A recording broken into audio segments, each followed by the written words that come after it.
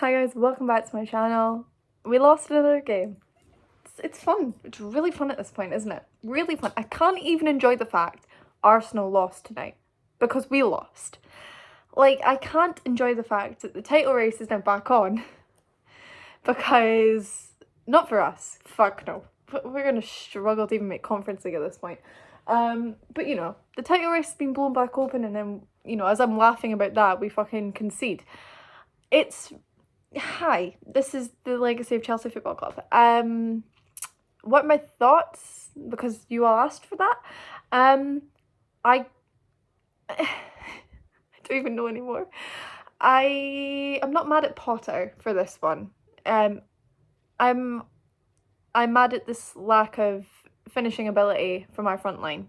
But we've known this. We've known that Kai Havertz can't score a goal.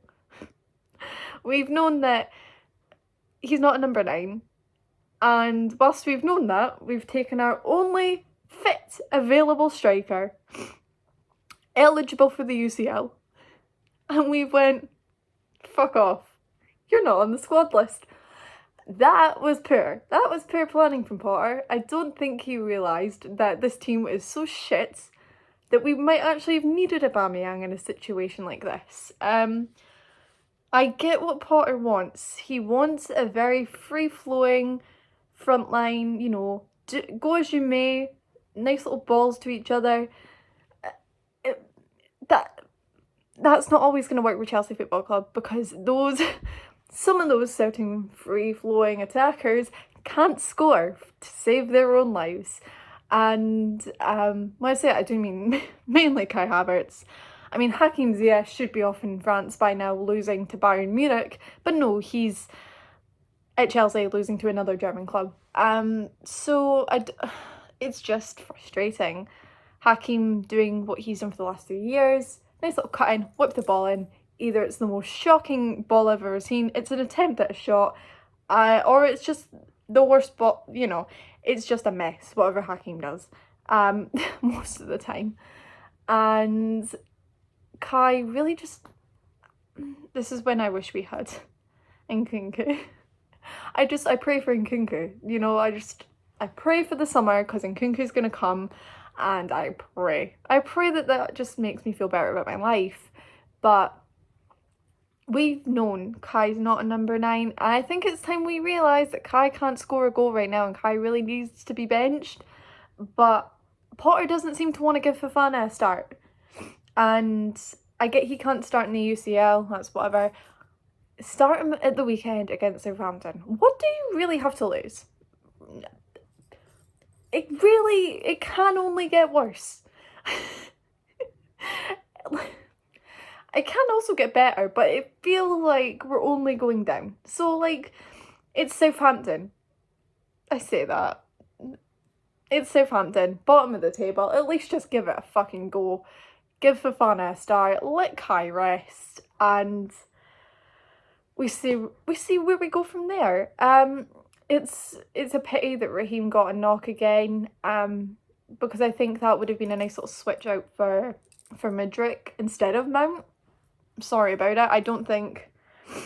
Mount did what I literally thought he was going to do. So I was like, he's gonna get benched again. He's gonna come on in the second half, and within 10 to 15 minutes, he's going to get a yellow card, and he is going to be suspended for the next match. I don't know if it was 10 to 15 minutes, but this man got a yellow card, and he is now suspended. Thanks, Mason Mount. Really appreciate that one. Thank you for that. Hopefully, more people are fit and back by then, so that your absence is not felt.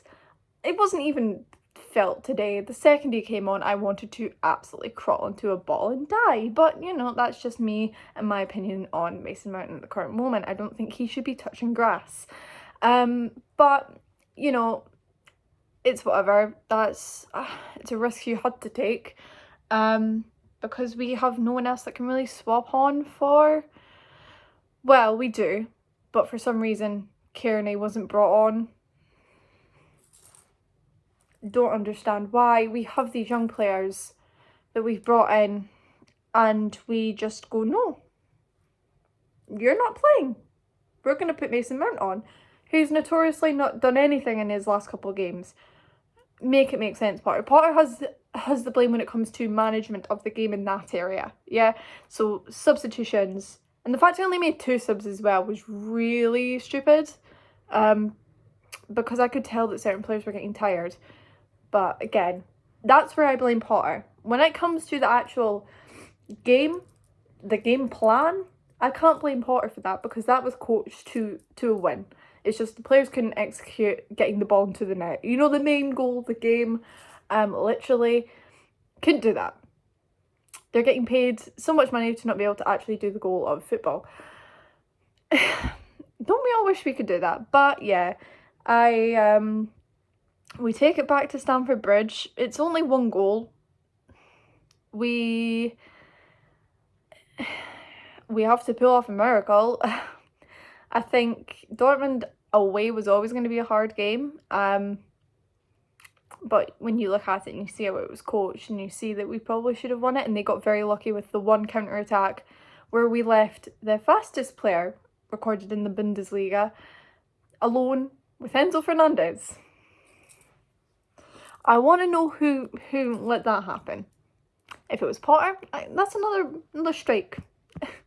It's another strike against you, Potter, if that was you. But if that was like anyone else, or if Enzo was just like, I'm gonna chill here, alright, it won't be a counter-attack.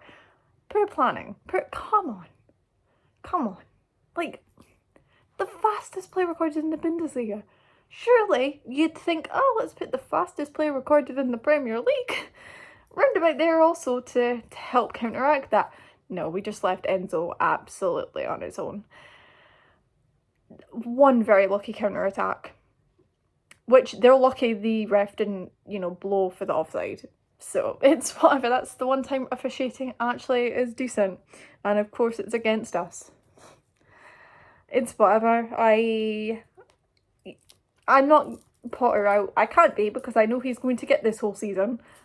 He's not going to get sacked anytime soon, so just stop the propaganda now. Save your energy. Save your propaganda for next season. And just start making your lists of who needs cleared out, because I've got a list in my head. I've got a list. Maybe that's another video. Because honestly, this team needs a clear out. But we've known this. Some of these players need to go. And all I know for next summer, get me Joe Felix permanently. And I will be happy next season. Joe Felix, Nkunku, Mudryk, Madueke, Enzo Fernandez, Reece James, whatever midfielder we try and buy in the summer. Buddy Shield, Thiago Silva for another year. I don't know how we've done that. Ben Chilwell, because what I've also discovered is whatever's going on with Cucurella, oh my god, it's a drop-off. It's such a drop-off from Ben Chilwell. I don't think, when we're playing on that left side, if you've got Mudryk there, you have to play Ben Chilwell behind him. I think we've known that from the weekend, but it was made clear today that Chilwell and Mudryk are a far superior combination on that left-hand side than Cucurella and Mudryk will ever be in any form of lifetime. It's very much like how Reece James thrives with Madueke because they can kind of play off each other. Ziyech just tries to cut in and then cross a ball, and it's just frustrating because it's just, they've played together for longer, but it's like there's no connection. But yeah, it's frustrating, very frustrating, but that's life of a Chelsea fan at the moment, and I can't even enjoy the fact Arsenal lost. Like, this is what you've done to me, Chelsea Football Club. I can't even enjoy the fact Arsenal lost. Well, back to the Bridge. I don't even know if we play Southampton at the Bridge. I think we do, on Saturday. Be an interesting game. Do we respond and just thrash them? This gives like vibes of this gives the vibes of what happened against Real Madrid last season. Except, we got absolutely hammered at home. Not hammers, but got beat at home by Real Madrid. Had Southampton and hammered them next. So 6-0 Southampton, anyone? Well, we don't have Timo, so maybe Joe Felix will just decide to bag a hat-trick. I don't fucking know. None of this team can score. I want to cry. I love being a Chelsea fan. That's what I've discovered this season is, oh my god, I love being a Chelsea fan. I think I'm going grey. I think my hairline is receding. And I want to cry. All the time. Honestly, it's great. Well, maybe I'll do that video on who I think needs gutted out, because I've been thinking about doing it on my TikTok, but it needs more than 3 minutes. It definitely needs a whole like 10-15 minute video so I can rant about these idiots. So I might do that. We'll see. Might film that next, because in no way am I going to focus on uni work tonight. So we'll see. But that's my thoughts on the game. Let me know your thoughts on the game. Are you Potter out? Most of you probably are, but at this point I sit back and go, he's getting the season, deal with it. Next season he'll be judged appropriately, and if he doesn't pick this up, well, he'll be back to the job centre. And we will probably find some, I mean, Pep, Klopp, why are those reports going around already? But I don't know. You never know who we'll get next. Bowley's on a madness, so we'll see what happens. And I'm not looking forward to the game at the weekend. Because, yeah, I also go to watch these boys live next month. I have spent my hard-earned money to go watch these boys next month. I watched them win back in August. It was great. I loved it. 2-1 against Leicester. 10 men. It was a thrilling game to watch. I'm going to go watch these guys against Sean Dyche's Everton. Pray for me. Please just start praying for me now. Like, I'm praying for myself, because I know I'm going to walk out that stadium wanting to jump in the bath of the toaster. That's not serious.